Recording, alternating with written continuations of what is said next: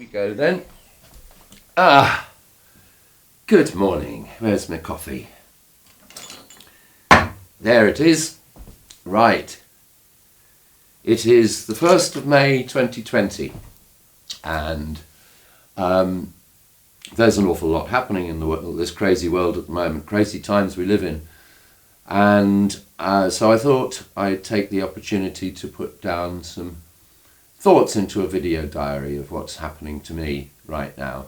And one day maybe you'll get to see this. Maybe it won't. But it's important stuff. So rather than let it go by, it's time to record it. Katie suggested that I call this video diary, "Thank God I lost my driving licence." And it's not because I was caught drinking under the influence of alcohol or anything. You will find out why shortly, but I need to give you some background. Quick swig of coffee. August the 19th, 2019. My life changed forever.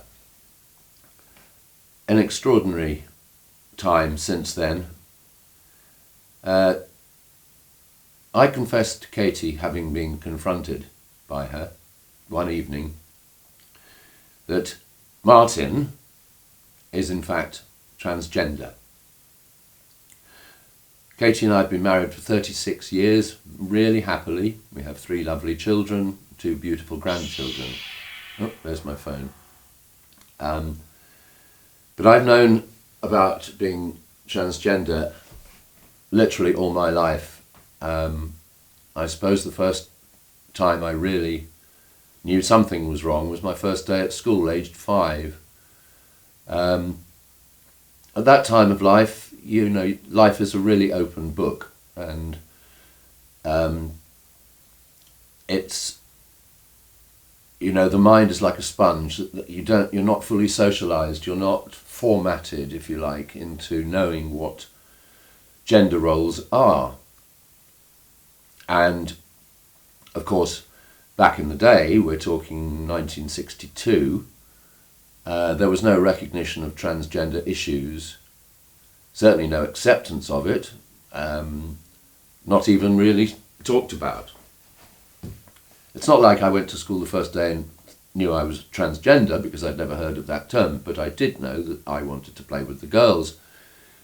I didn't understand why they could wear pretty dresses and I couldn't. I still did boy things, of course, but when you're that age, it's like, something's wrong here. What is it? What is it?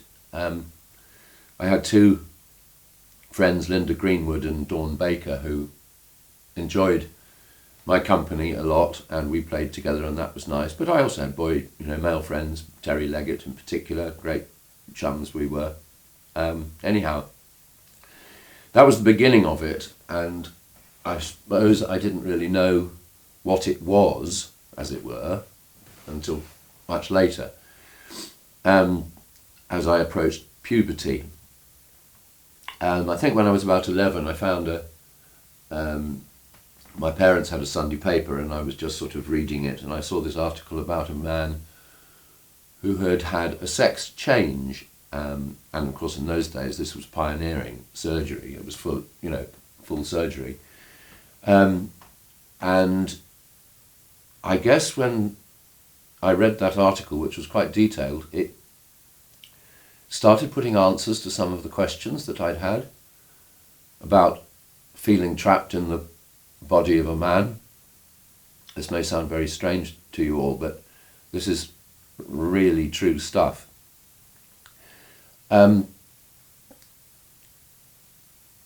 The article also, by coincidence, in the Sunday, I think it was the Sunday Times, in the colour supplement, there was a beautiful young girl who's slightly older than me, so I must have been about 11, she must have been about 14, 15, who was a model called Judy Bowker, and she was wearing the prettiest dresses and very lacy and beautiful photography, you know, as you do get in the Sunday magazines.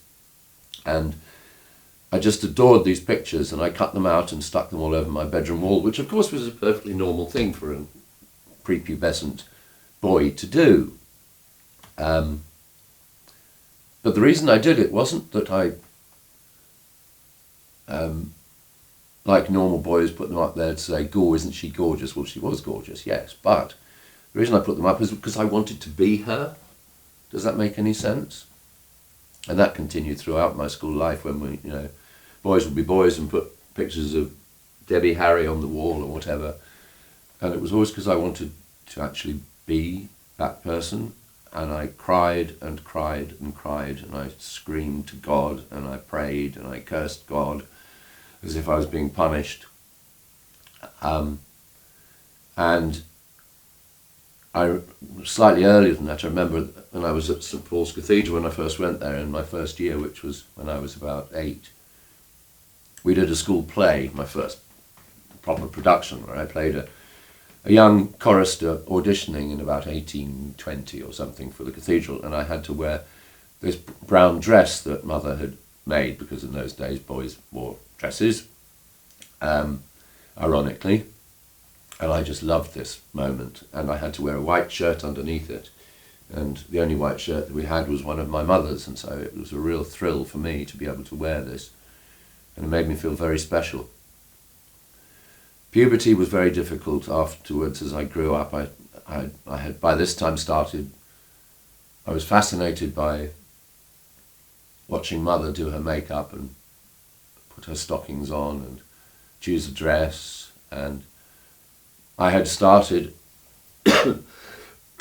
trying things on, and after having a bath I would go to the cupboard at the end where the dirty clothes bin was, and I would look in it every time, and as I got out of the bath, see if there was anything I could try on. And so this was getting pretty profound. And then when I went on to Cranley, it was really difficult because everyone else was turning into a male hairy monster, and I was this pretty boy with no body hair. I was teased relentlessly for that fact, and they called me pubeless. They used to shout at me, "Pubeless, pubeless, pubeless." But I still did boy things, you know. I was house captain, I was head of school, I was got my colours playing first 15 rugby, I played first 11 hockey, I did all those things. But there was always this terrible turmoil, horrible turmoil inside my head the whole time. And of course I never had any inkling that I could ever come to terms with it, but I was just determined, you know, was there any way that I could stop my body turning into a big hairy man with huge muscles and grumpy beards, and, well, not grumpy beards, but stubbly beards, and all those male testosterone driven things that were, I just could not bear the thought of how could I stop it. Of course, in those days, as I say, no counselling was available, no medication was available, no one to talk to, nothing, nada. So that was really, really hard. I wasn't able, obviously, to dress in girls' clothes at a male boarding school, and although on a couple of occasions I did, because we started having like film nights and get-togethers with St Catherine's School, which is a girls' school in Bramley, and they'd come over and we'd all watch films together or something like that. And on one occasion, one of the girls left one of her jumpers behind because I was the projectionist, so I had to clear up the film room afterwards, and I found this jumper and I kept it, and it was very special to have that and find few times where I could put it on.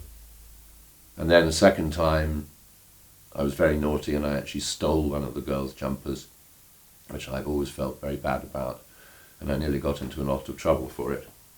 But it was quite clear as I went through this that something was not right. Many, many times I said to myself, pull yourself together, this is ridiculous. Be a man. Ridiculous. So, and that's happened many, many times since. At university, I could get away with it, getting clothes from charity shops because I did a lot of theatre, so I'd always go in on the premise that I was getting costumes for the production, but I wasn't. But of course nobody knew. I lived in complete and utter terror of being discovered, of being found out. But I got through it. I had good friends. But nobody knew.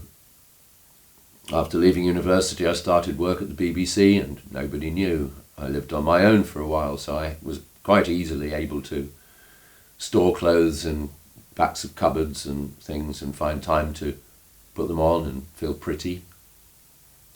And then I'd say, no, this is ridiculous, pull yourself together, and I'd throw it all away and start again a few weeks later when the dysphoria kicked back in.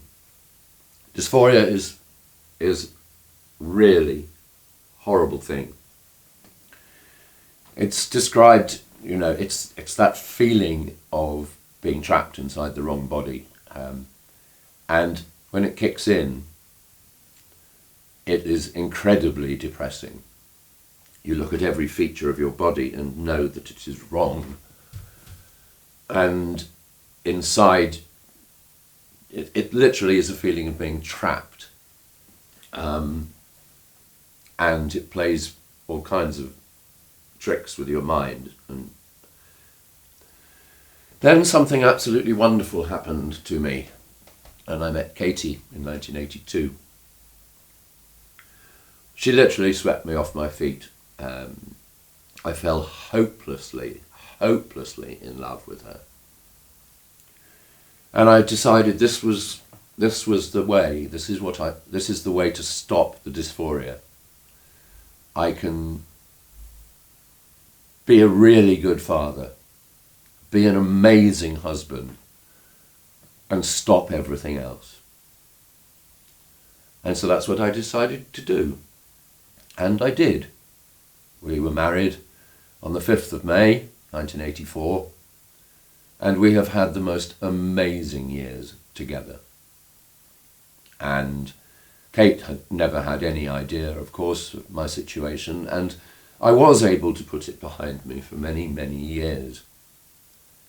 But when the dysphoria kicks in, you have to do something about it. So I started gathering bits and bobs of clothing, but of course I had to hide them away in very secret places and could only bring them out when I knew for certain that I wasn't going to be found out. And the fear and the guilt and the self-loathing that comes with that is unbelievably intense.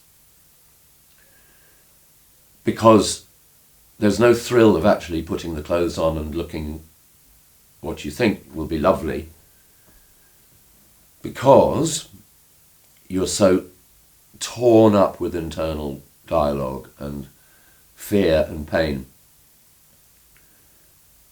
It's so you just want to take the clothes off again as quickly as possible and throw them away and say no.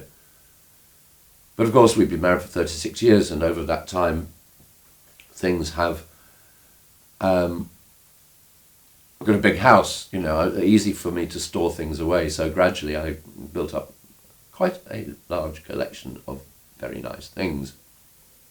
And